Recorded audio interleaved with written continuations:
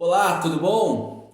Eu sou Hélder Oliveira, passando aqui mais uma vez para deixar para você uma análise bíblica sobre uma perspectiva cristã reformada. Dessa vez, dando continuidade ao vídeo anterior, nós vamos falar da carta do apóstolo Paulo aos Romanos, no capítulo 1, mas agora verso 2 e 3. Então, se você está com sua Bíblia em mãos, pegue e leia comigo. Carta do apóstolo Paulo aos Romanos, no capítulo 1, versículos 2 e 3. Diz bem assim: o qual antes havia prometido pelos seus profetas nas santas escrituras, acerca de seu filho que nasceu da descendência de Davi, segundo a carne.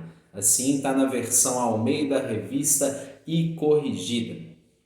Para analisarmos esses dois versos aqui, é importante a gente entender essa ligação. O que o verso nos diz aí logo no 2, o qual antes havia prometido pelos seus profetas nas santas escrituras, esse o qual ele está remetendo ao Evangelho. Se você ler lá em Romanos 1:1, você vai ver que o final da frase ele fala do Evangelho. Então, ou seja, o Evangelho que já havia antes prometido pelos seus profetas nas santas escrituras. O que eu quero dizer com isso? Quando a gente fala de evangelho, logo vem à mente aí os tradicionais, né? Marcos, Mateus, João e Lucas. Mas o significado da palavra evangelho é de boas novas. E essas boas novas, elas não são algo que de fato aconteceu só na nova aliança. É importante, como o apóstolo Paulo coloca, que desde o início os profetas já vinham anunciando as boas novas. E quais são esses anúncios? Não existiu boa nova maior do que saber que Cristo veio, que o Deus encarnado veio a essa terra para pagar um preço pelos nossos pecados. E olha só, quantas referências nós temos aí na velha aliança falando sobre isso. Vou citar algumas aqui.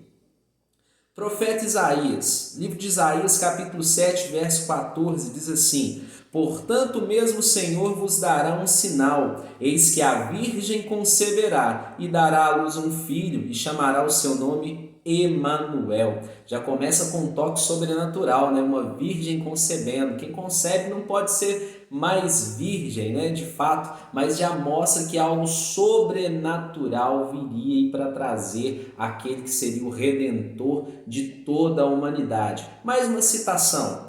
Jeremias, capítulo 23, verso 5. Eis que vem dias, diz o Senhor, em que levantarei a Davi um renovo justo, e sendo rei, reinará e agirá sabiamente, praticará o juízo e a justiça na terra. Qual o único capaz de praticar o juízo e a justiça na terra? E ainda sendo um renovo justo, né? Levantarei a Davi, lembra o que a gente leu aqui no 3? Acerca de seu filho que nasceu da descendência de Davi, segundo a carne. Era mais uma referência de um profeta diferente na antiga aliança, mas que remetia todo o tempo para a vinda de Cristo.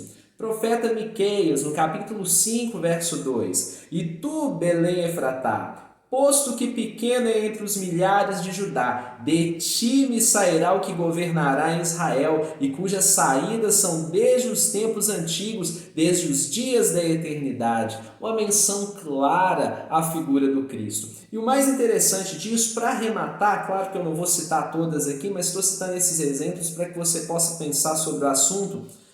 A gente tem mais uma referência aqui de Zacarias, Zacarias 9:9.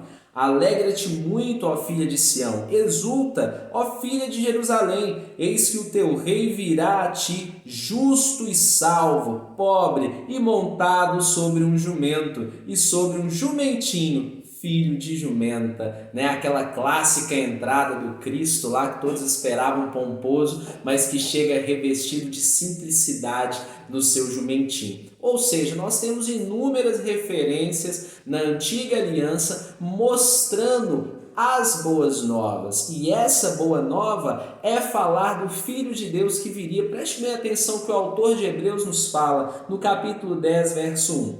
Porque tendo a lei a sombra dos bens futuros e não a imagem exata das coisas, nunca pelos mesmos sacrifícios que continuamente se oferecem cada ano, pode aperfeiçoar os que a eles se achegam. O autor de Hebreus ele coloca a lei como a sombra, o rascunho daquilo que viria. E quando a gente para analisar, de fato a lei é isso mesmo. Ela nos mostra ali o padrão de santidade exigido pelo próprio Deus. Ela mostra aquilo que Deus quer de nós para que se acheguemos a Ele. E nos traz uma reflexão muito mais ampla, porque absolutamente ninguém foi capaz de cumprir a lei conforme os mandamentos. Sendo assim, a lei foi colocada simplesmente para poder humilhar a raça humana e mostrar que jamais, pelas próprias forças, ela teria capacidade de se achegar ao padrão de aceitação de santidade exigido por Deus. Todos que tentaram cumpri-la fracassaram sem nenhuma exceção. Por isso, a todo momento, ela mostrava a incapacidade da raça humana, mostrava o problema, mas também mostrava a solução. Olha, vai vir um que é o sacrifício perfeito, um que cumprirá a lei de cabo a rabo, e esse sim será o sacrifício vicário para a redenção dos nossos pecados. É por isso que nós podemos entender coisas que o apóstolo Paulo mesmo colocou, como em Efésios 2:8, note bem, porque pela graça sois salvos, por meio da fé, e isso não vem de vós, é dom de Deus. É algo maravilhoso pensar que essa conquista, ela nos é dada pelo Cristo, pelo aquele que veio, pelo aquele que fez algo que jamais poderíamos fazer. E olhe bem como é que termina essa citação de Hebreus 10:1. Nunca pelos mesmos sacrifícios que continuamente se ofereceram cada ano, pôde aperfeiçoar os que eles se chegam.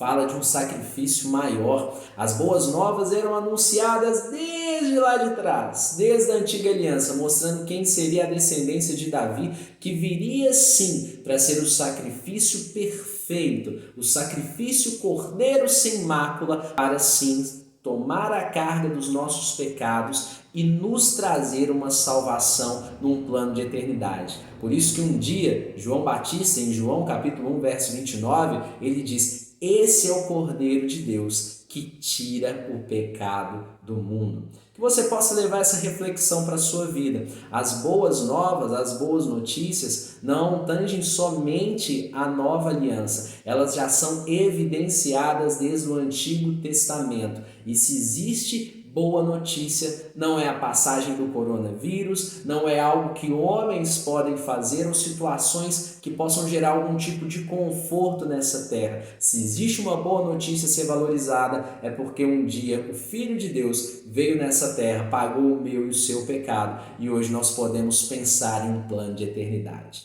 Que Deus abençoe sua vida, até o próximo vídeo, até a próxima análise, tchau!